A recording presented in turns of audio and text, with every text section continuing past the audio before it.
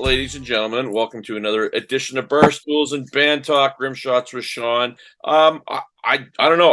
I'm very lucky. I have an absolute legend here who is taking some time away from building studios. Mr. Max Norman, how are you, sir? I'm good. You're popping in and out a little bit. I just moved mine around.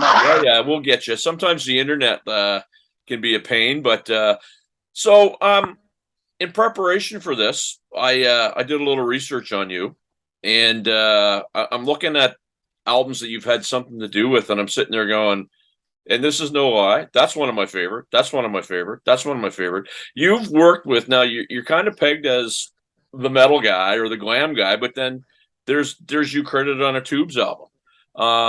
So give us your kind of you're not a one trick pony. You're not a one size one guy, right? No, I appreciate anything that's good, but you tend to get as you get a success in one genre, then you tend to get, especially nowadays, there's a lot of boxes, so you tend to get dropped into a box. But no, I enjoy anything as long as it's really good. If it's really good, then I'm into it and work with it. So yeah, I don't particularly try and stay in one genre. It's more the genre that kind of puts me in the genre, so it's not a conscious thing by me, but obviously other people, don't hire me to do rap records and stuff like that. Well, maybe, who knows, right? Who knows? I'm looking at your resume, and I'm seeing like all kinds of different bands, and the first thing that's I guess steps out at me is the amount of talented musicians you've worked with, but the amount of, I guess, maybe different musicians you've worked with. Is there a Max Norman method, if you will? Is it a one size fits all? Do you approach every player, every project a different way? When you're going in the studio, what's your method?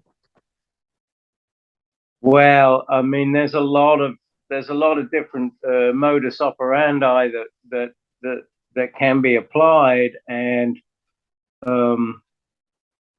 nothing is really applied as boilerplate, but you do apply these things in a general sense to whatever kind of music is and whatever the artist is. So obviously the first thing is there a record?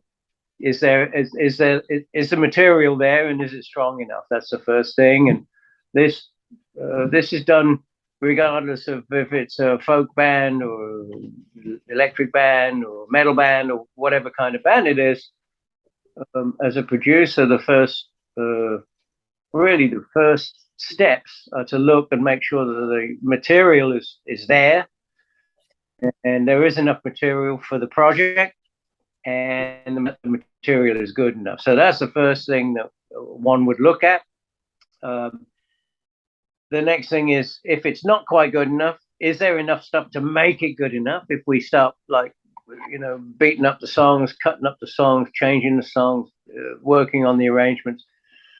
If not, then do the band go get some outside songs? Do they want to write some new songs?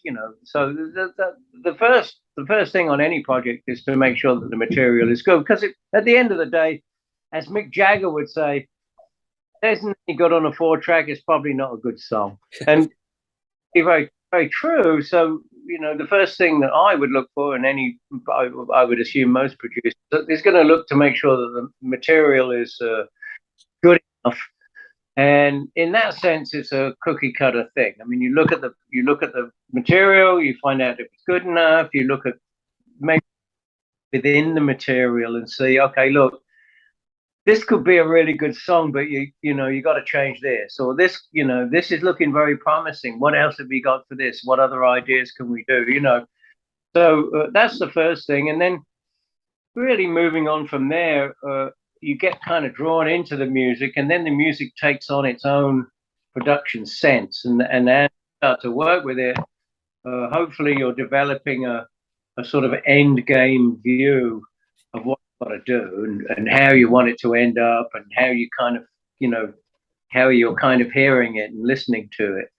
So in those senses, there are lots of rules and best methods, and the best way to do things, and there's lots and lots of stuff like that. And I think most producers and engineers do that these days, or if they don't, they should. But so in that sense, there's a lot of technicalities that you already have in your tool bag, if you like, in your toolbox, and you pull these things out and apply them to whatever you need to apply them to. So in that sense, yes, there's a lot of pre-learned stuff that you can apply to this new project, but you're also, of course, trying to keep yourself open and as objective as possible, and not try and pigeonhole yourself into a place where it doesn't work. And so it's a natural evolutionary process, really, and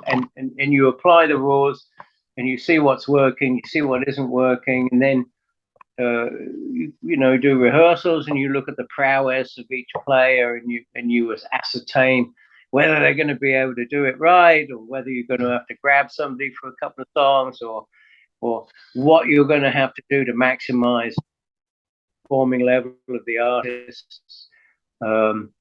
Hopefully, in rock and roll and metal stuff, usually you're not pulling in any ringers, as they're called, but that's also, and you look at, you basically look at what you're going to need to be able to get this stuff down and make it a good performance, So, yeah, there's lots of little rules, but there's lots of little rules that you don't do as well, So I remember that, and I've worked with quite a lot of like big artists and stuff like that, and everybody has their own kind of little studio isms, if you like, and people say, oh, avoid the obvious, and then that's rule number one, and then rule number two is don't always avoid the obvious, So it's really a whole set of platitudes that may or may not add up, and when you're making records or doing anything like this, you really got to be flexible enough to try everything, and you got to be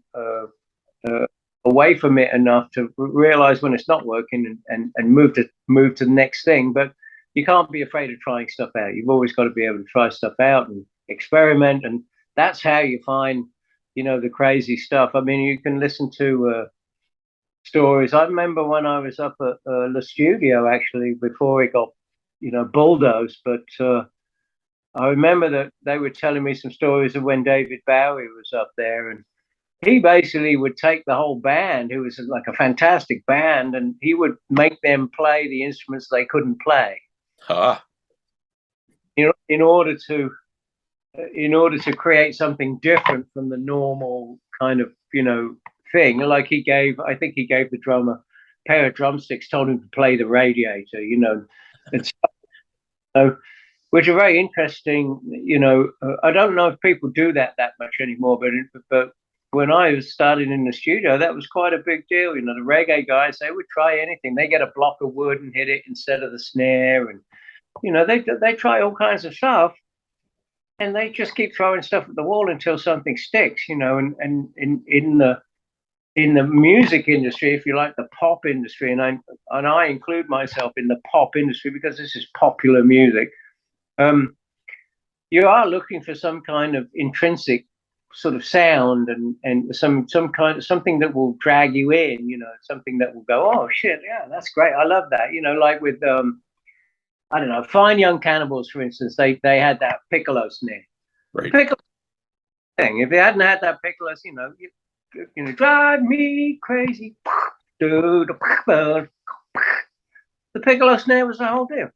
It was one very simple thing, very high snare, not something that you would intrinsically go to, but made that work. And you'll find that in a lot of serious pop records and big pop records, that there's often one thing in there. In the early 80s or late 70s, it was a sitar. They would put a sitar in there because everybody was taking acid, so it was like this thing. I was listening to with my girlfriend. I was listening to a Deep Purple yesterday, and there was a which album was that? Do you remember? Oh, I think. Okay, and Fireball. Oh yeah.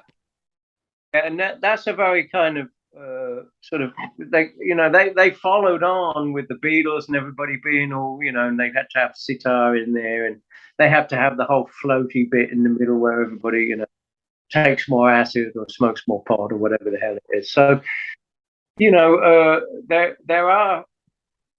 there are things that you do as a production sense to kind of draw attention to stuff, and that's part of the job. And there's also things that you look for in the current band, and if you see them, you go, "Oh, this is a value, this is a valuable part. The way he sings this, a valuable part in this particular song, So you're also looking for those things. So as far as the modus operandi, yes, it may be the same for every record, but the record isn't the same, obviously. But Right. the techniques and the way to try and get to the better ideas, these are all things that you learn and on every record, and you try to add these into the next record. So when you make the next record, oh yeah, I got to remember to do that. I got to remember to do this. I've done records where we rehearsed the drummer so much that with blisters on his hands, and we had to move the studio time because he couldn't play anymore. So that was my fault because I rehearsed him too much. So in the future, I said, okay, everybody wears gloves. Every drummer wears gloves now. And they need gloves, and I said, you're going to need gloves. So so you start to as you move forward, every record you do teach certain things where you screw it up. You only learn when you make a mistake and then go, oh shit, I won't do that again. And at the that's what happens is you build an encyclopedia, if you like. You build a bunch of these tricks of the trade, if you like, these, all these, things. And some of them are ways to get out of something. Some of them are ways to shortcut something. Some of them are ways to, to get a better drum sound, or lots and lots of tricks like this. And you learn them over the years, and you try to remember them all, and you try to apply them and save yourself some time and get yourself a better, album or whatever the project is. So I'm glad you brought up drums. I'm a drummer myself. Been playing for forever. And I know, again, I don't want you to go, but when you mention the first two Ozzy albums, everybody will probably ask you about the guitar. I heard the very, very first song, obviously, I ever heard on a solo Ozzy album was Over the Mountain, that big bombastic drum intro. I hear those songs today, and those drums to me sound just as amazing as anything that's out there. And I guess what I want to ask you, because I do believe you're the producer and the engineer on those albums, so you would have been responsible for getting those sounds.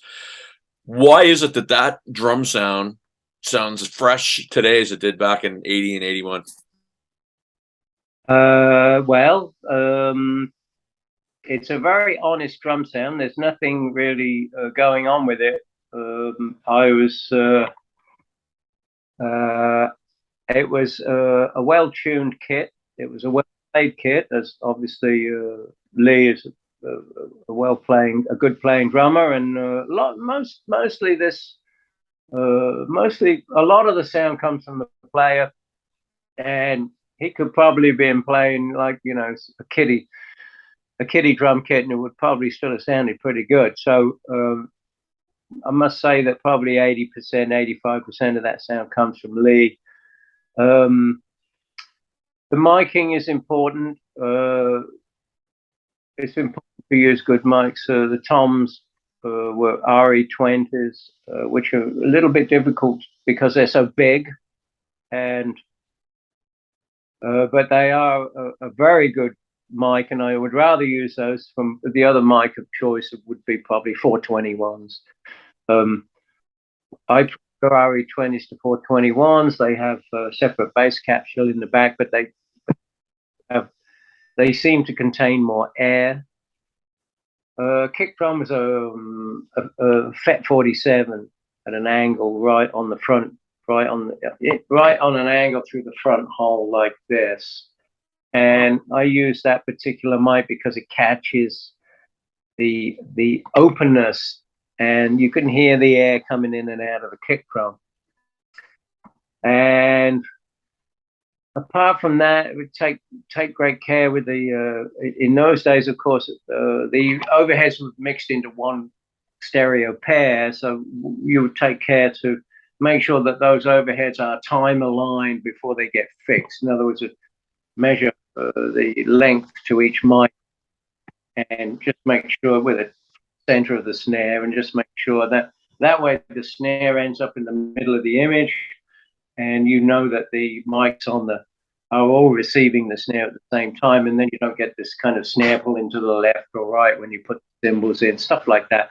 So it's all very normal stuff. I did live sound for 7 years before I went into the studio, so that helps enormously, both in the fact that you get what you want and you reject what you want, because drum miking is as much rejection as it is acceptance, and so that you have to even a 5-degree difference on the hi-hat mic can make a lot of difference to the amount of bleed from the snare, stuff like that. And you also, some of the tricks you can do, you try to bring the ride cymbal up away from the floor tom, so you're not getting ride cymbal in the floor tom constantly. Have a problem with the gate because you can hear the gate coming in, and so all of these things. But this was a very simplistic kit, and it was pretty simplistic miking, and was really just generally well mic'd and well recorded without any peaking, and recorded on a decent tape machine, and basically just recorded properly, and something that doesn't happen too often these days. Right.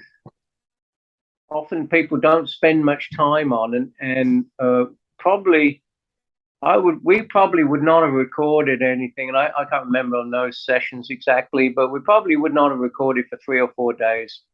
Would have taken 3 or 4 days to get a drum sound. People seem to get a drum sound in 1 day now. That it just doesn't happen for me. We have to try out a few different snares. Have to maybe try out a few different skins. Sometimes we'll take the drums apart and put them on sandpaper on a piece of glass to level out the top. If they're not ringing correctly, then not the top of the skins not being in plane will affect the sound. So there's lots of technicalities that you can do to make the drum set better. We also take a little snare sample, and we would check the snare before every take to make sure it's in tune with the sample, so that if we have to do if we have to start cutting tape or doing edits later on, or punches, then that the thing, everything's in the right tuning, stuff like that. So a lot of these production techniques no longer used, but they're very useful, and they really should be used, but people don't have the budgets, and they don't, and that's what ends up. So these days, unfortunately, drum sounds are getting very generic. Right. They're generic because people are using probably the same samples, or they're using one of 2 or 3 drum replacement programs like Trigger or whatever, and of course it's much easier to do this, and you get the separation, and you get and you get much more control. But then of course there's slight difference in feel, and there are pros and cons to drum replacement, of course, and I always try to get the real drums, because the real drums have the real intent, they have the real the real feeling, and they're actually the real thing. And of course the first 2 Ozzy ones are the real thing, and there's no edits or punch-ins on any of the drums actually, so they're just all the way through. So that also helps to convince you as a listener that this is a real, not just some sort of Pink Floyd construct song, which of course can work in its own way as well. But right. I think that those work so well is because they were well played, and nobody's trying to be crazy. Nobody's trying to be Yngwie. Nobody's trying to be Mike Portnoy. They're just straightforward straightforward rock songs. They're good songs. The band was a great band. Everybody knew what they were doing. Everybody was playing good, playing well. So when you have these kind of good bands like this, then it's really you just got to press record Mm-hmm. and it's clipping and pretty much if you grab it, then you're in business, and it's not that hard to do. So the combination of obviously Daisley and Kerslake in those two albums was just, I'll use the word sick. I mean, like Bob Daisley just had this very unique way of playing.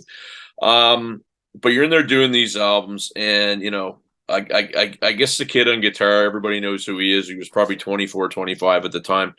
When you were, obviously he blew up to be this icon, but when you were doing that record, were you like, yeah, this is a cut above, or oh, this is just a guitar player that we're working with, and how did you visualize him at that time? But it wasn't, when you're in the middle of making any record, you don't know what's gonna, you don't know how it's gonna go. You try and make the best possible record, and the problem, as you know, if you do any recording, that at the end of the day, if you've just been working on one song, that's all you've got in your head, and the job of the producer is to try and remain as objective as possible. But it's almost impossible to do that all the time. Sometimes, and when you're in the middle of doing overdubs or you're trying to get a track down, then you're right in the middle of it. So to me, Randy was a great guitar player and enjoyed working with him very much. But at the time, wasn't anything to suggest to us that this would be any more than another Black Sabbath record, or any more than another Deep Purple record, or Bad Company record, or anything that was going around at the time. And indeed, the music on these first two records at the time was kind of a little retro, because this was a sort of Mahavishnu Orchestra were going on. There was a lot more progressive bands out there,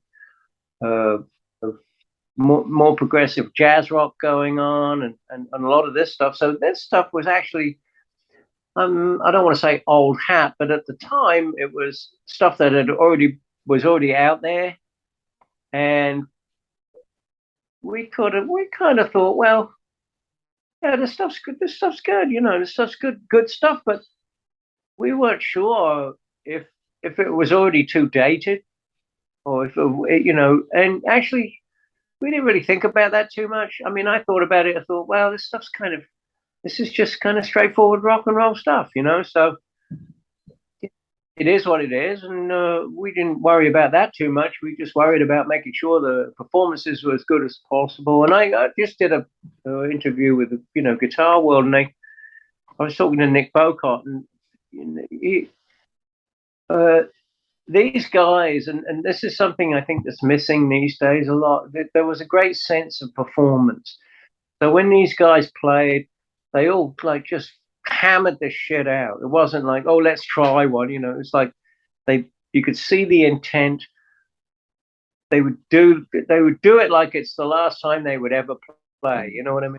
It's like this is this has got to be the best thing. And we were very lucky that we would be able to keep, after maybe one or two takes, or at the most maybe three takes. And if we didn't get something in three takes, we would move to another song. But and very much the same with Randy with his solos. He would be rehearsing. We'd give him a couple of hours, go up the pub and have a pint or something, and then we'd come back and he'd be like, "Oh, I'm not ready. Give me another hour." Or he'd be like, "Okay, let's try one." And he would definitely be gearing up, and we've tried to get that performance, and that's something I think that has kind of disappeared a lot now. And people kind of, because of the way the technology is taken over, people are not so intent or worried about having a performance. But in those days, you only had one or two tracks, so you had to do it, or you had to wipe it and do it again. You didn't have oh, well, let's keep that and run another one, and you end up with 8 tracks or 10 tracks or whatever. in those days, it was like, look, we got 2 tracks, so you got 2 takes basically, and if you Yeah. don't, we're gonna wipe. We're gonna do it again, and in that essence, good things about that. One of them is that it forces you to make a decision, and making a decision at that time.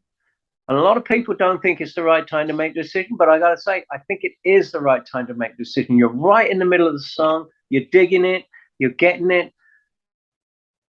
No, it doesn't sound like it's working. Good, erase it, get rid of it. Because if you keep listening to it, you're gonna start liking it, then you're gonna keep it, and then you got the wrong thing. And I've worked with many artists, older artists, that will tell you, listen, if you put an idea down and it doesn't work, erase it. Because if you keep hearing it, it's going to start working. And then it's not what you decided. It's something that's going to persuade you that it's okay. So you listen to it 3 times, yeah, you know what? It's not that bad. Leave it in there. And then you're like, you know what? Don't fucking leave that in there. Get it out. Wipe it, move on, and do it straight away. And all of these records from the 60s and 70s and before that even are made with this operation in mind. This is how people record it. They go, no, that ain't right. Do it again. It wouldn't be no, keep that, and maybe we can cut it together later, or we can, it'd be like, no, it ain't right. Do it again, get it right. Okay, that's right. Move on. If you listen to, like, you can hear this all every record. Listen to early Led Zeppelin. Jimmy Page makes mistake after mistake after mistake after mistake. This guy is like ham-fisted. He plays mistakes in the solos. He screws stuff up all the time. Just leaves it. He leaves it because people like the mistakes, and people like this organic thing. That has changed in the recent years, and people go, oh no, that's a mistake. Let's fix it. Ways doing stuff quickly, first or second take, keep it, move on.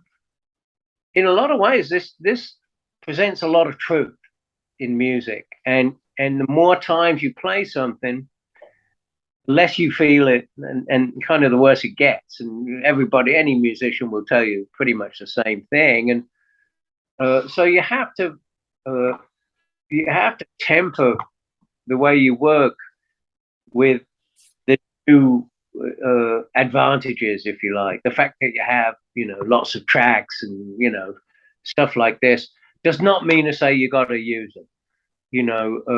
It's still better to try and put a vocal together, without using 30 different takes, because at a certain point, you're only human. It just, you can lose sight of the end result. So in a lot of ways, the technology is an advantage, but it can also be a big disadvantage, and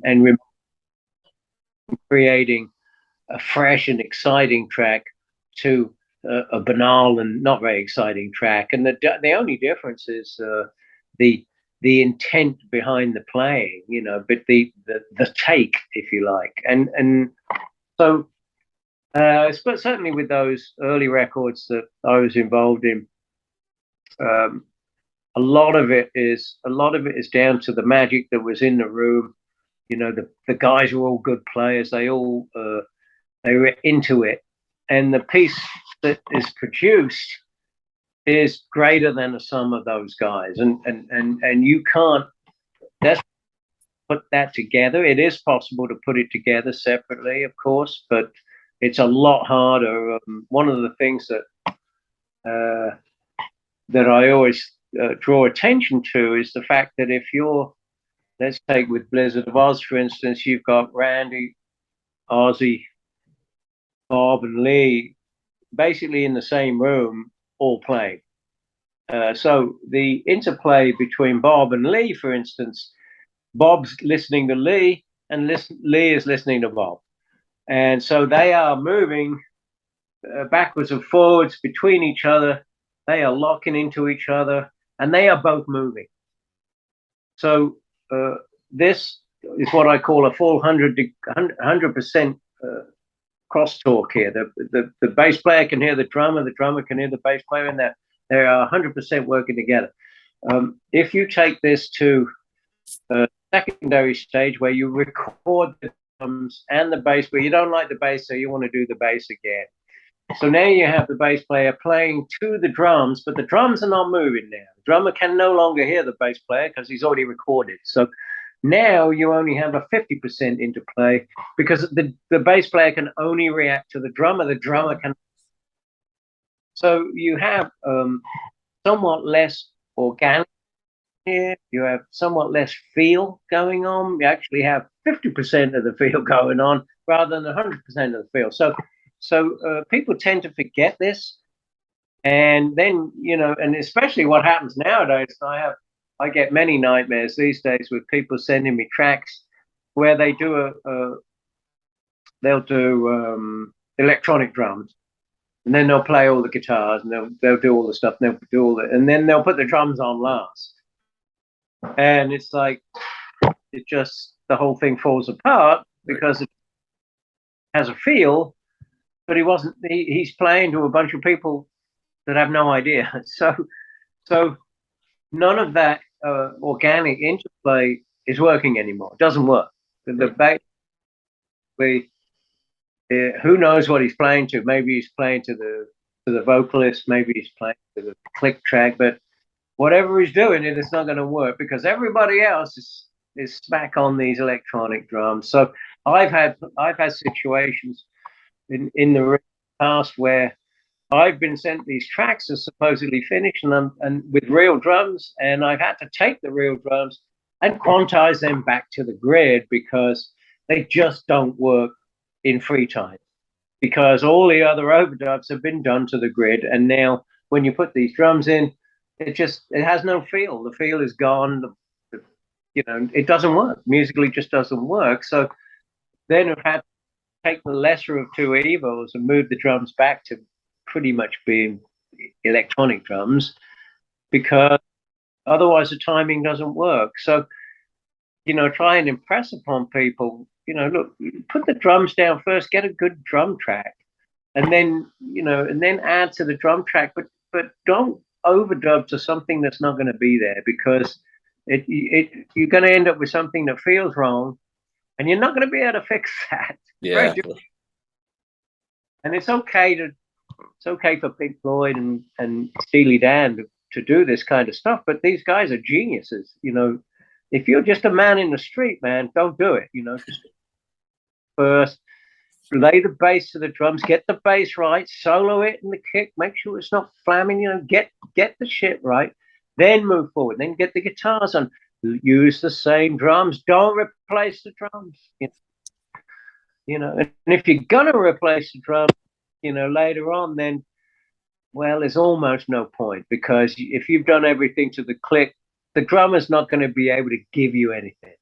He can't possibly give you a better track because you're already playing to somebody else. So this is one of the fallacies that happens these days quite a lot, and it makes it very difficult, and it doesn't make for better records.